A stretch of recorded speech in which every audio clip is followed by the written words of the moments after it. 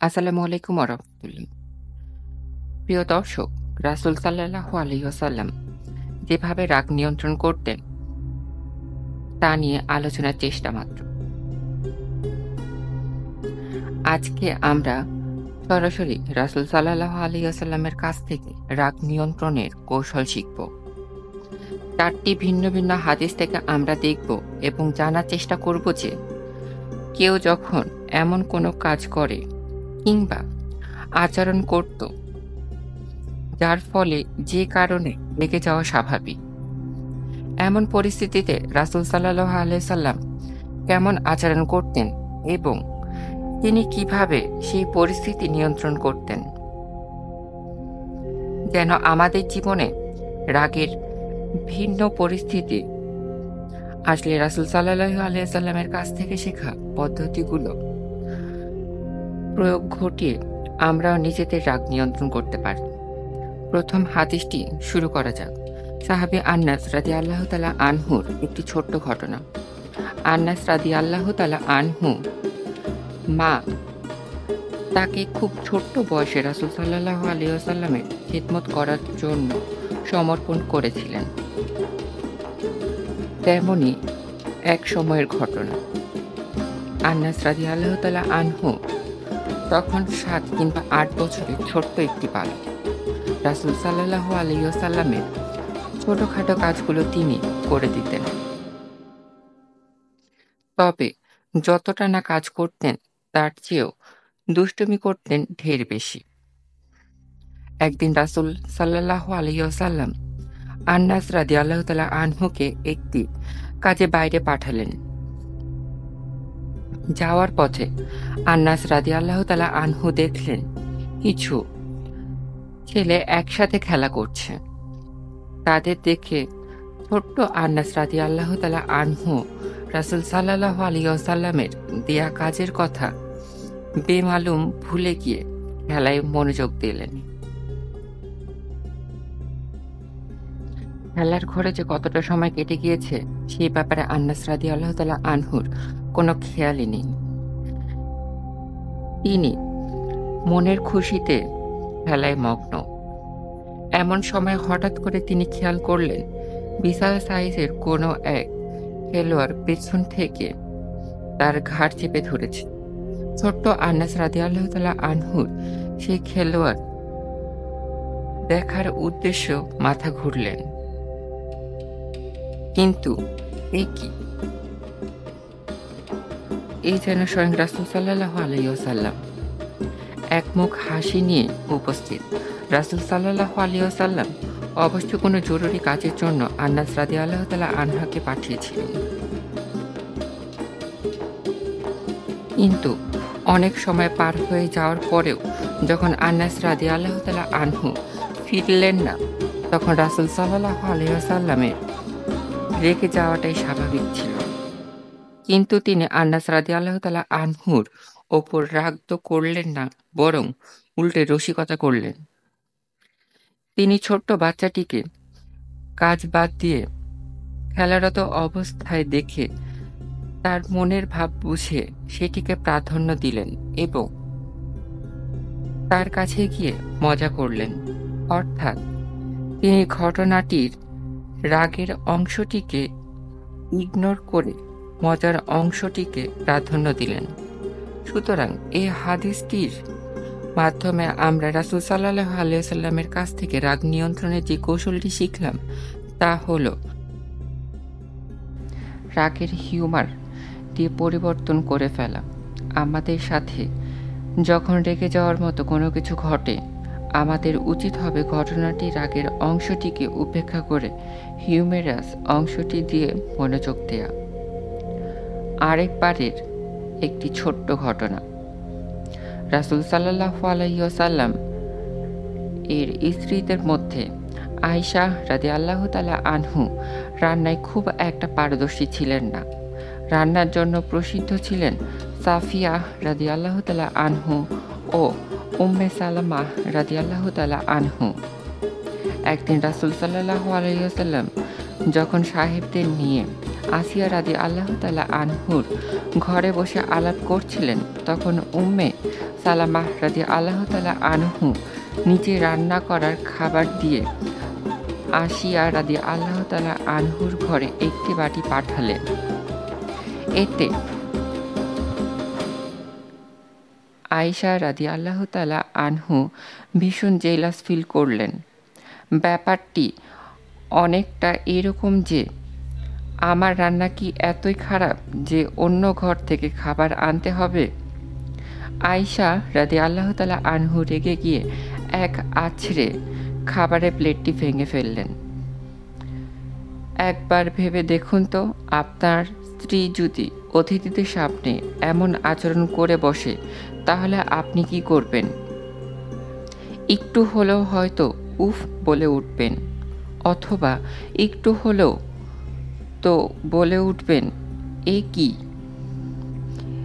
এটা তুমি কি করলে? রাসূল সাল্লাল্লাহু আলাইহি ওয়াসাল্লাম সেরকম কিছু বললেন না, এমনকি কোনো রকম বিরক্তিও প্রকাশ করলেন না, বরং ভেঙে যাওয়া প্লেটের টুকরোগুলো কুড়াতে কুড়াতে তিনি সাহেবদেরকে উদ্দেশ্য করে বললেন, তোমরা তোমাদের খাবার খেয়ে নাও। অন্তঃপর আয়েশা রাদিয়াল্লাহু তাআলা আনহুকে প্রোটেক্ট করার সুরে বললেন, তোমাদের মা মন ক্ষুণ্ণ হয়েছে। রাসূল সাল্লাল্লাহু আলাইহি ওয়াসাল্লাম কথাটি এমনভাবে বললেন যেন এটা কোনো ব্যাপারই নয়। শুধু এতটুকুই না, বরং একসাথে তিনি আয়েশা রাদিয়াল্লাহু তাআলা আনহুর মর্যাদার কথা সাহেবদের মনে করিয়ে দিতে চাইলেন।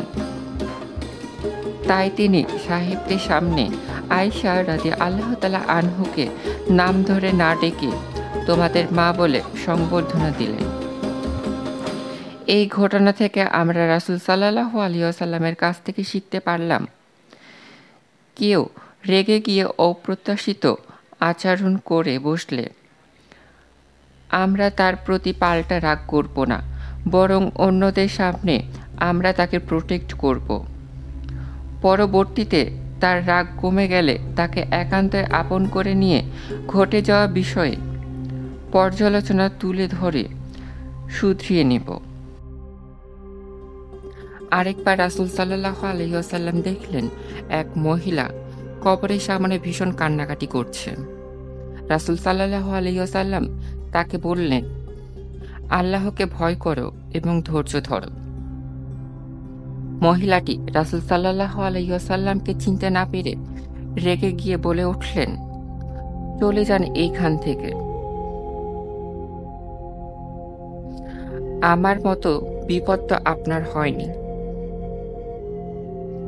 আমার আপনার সাথে যদি কেউ এমন আচরণ করত, তাহলে আমরা কি করতাম?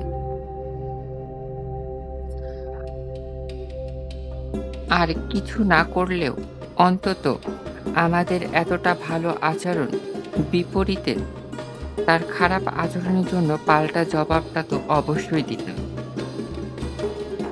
কিন্তু রাসূল সাল্লাল্লাহু আলাইহি ওয়াসাল্লাম এমনটি করলেন না। তিনি সে মহিলার এ আচরণ দেখে পাল্টা রেগে গেলেন না, কিংবা তাকে এমনটি বললেন না যে আমি হলাম আল্লাহর রাসূল আর আমার কথার উপর কথা, কিংবা তিনি এমনটিও বললেন না যে আমি তোমাকে ভালো কথা বললাম আর তুমি কিনা আমার সাথে এমন ব্যবহার করলে।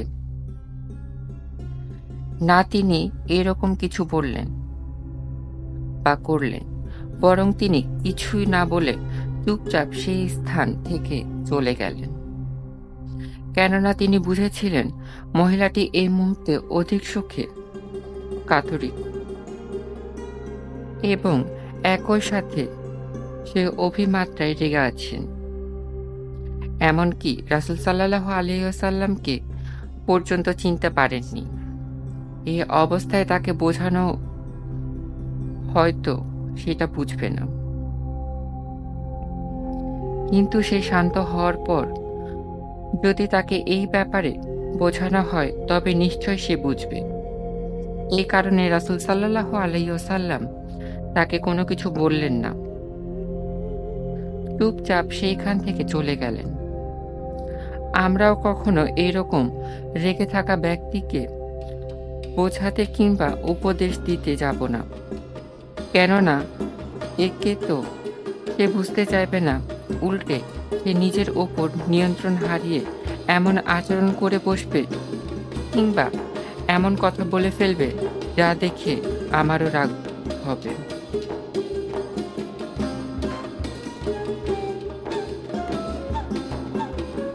সুতরাং এমন পরিস্থিতিতে আমরা রাসূল সাল্লাল্লাহু আলাইহি ওয়াসাল্লামের কাছ থেকে পাওয়া শিক্ষাটি প্রয়োগ করব এবং সেই রেগে থাকা ব্যক্তির রাগ কমানো এবং তাকে শান্ত হওয়ার পর সময় দেব।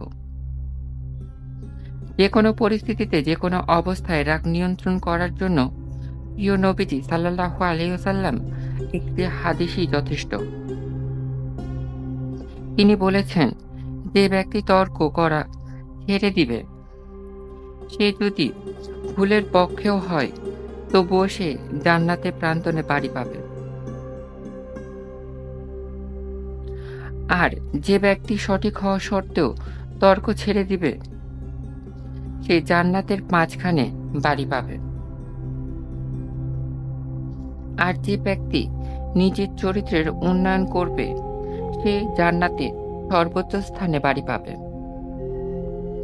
আমরা নিজেরাই ভেবে দেখি কি লাভ আর কয়েকজনের সাথে তর্কাতর্কি করে, রাগারাগি করে, নিজেদের মন মেজাজ খারাপ করে, যুক্তির ওপর যুক্তি তৈরি করে শুধু এটাই প্রমাণ করা যায় যে আমি সঠিক, তুমি ভুল। এর মাধ্যমে না নিজের মনের শান্তি পাওয়া যাবে আর না অন্যের মন জয় করা যাবে। তার চেয়ে বরং চুপ থেকে অন্যের ভুল উপেক্ষা করার মাধ্যমে জান্নাতে নিজের একটি বাড়ি নির্মাণ করার কি বুদ্ধিমানের কাজ নয়? এই হাদিসটিতে রাসূল সাল্লাল্লাহু আলাইহি ওয়াসাল্লাম আমাদের শেখাচ্ছেন রাগ করার মতো কারণ থাকা সত্ত্বেও তা ছেড়ে দিতে এবং একমাত্র আল্লাহ সুবহানাহু আল্লাহ তাআলার কাছে এই ব্যাপারে প্রতিদানের আশা রাখতে। এই মুহূর্তে রাগ সারা জীবনের কান্নার কারণ হয়ে যেতে পারে। রাগ যদি নিয়ন্ত্রণের বাইরে চলে যায়, তাহলে রাগের মাথায় আমরা এমন কিছু করতে বসতে পারি বা এমন কিছু বলে বসতে পারি যার জন্য আজীবন অনুশোচনা করে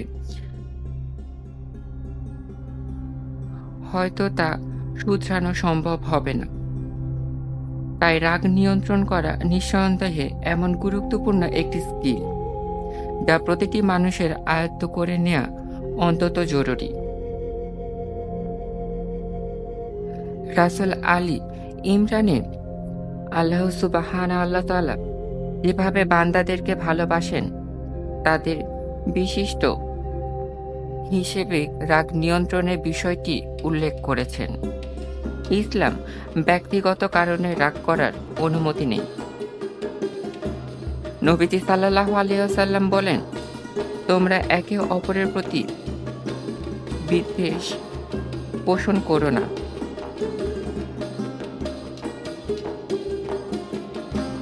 একে অপরের প্রতি হিংসা পরায়ণ করো না। একে অপরের প্রতি শত্রু ভাবাপন্ন হয়ে যেও না এবং একে অপরের সাথে সম্পর্ক ছিন্ন করো না।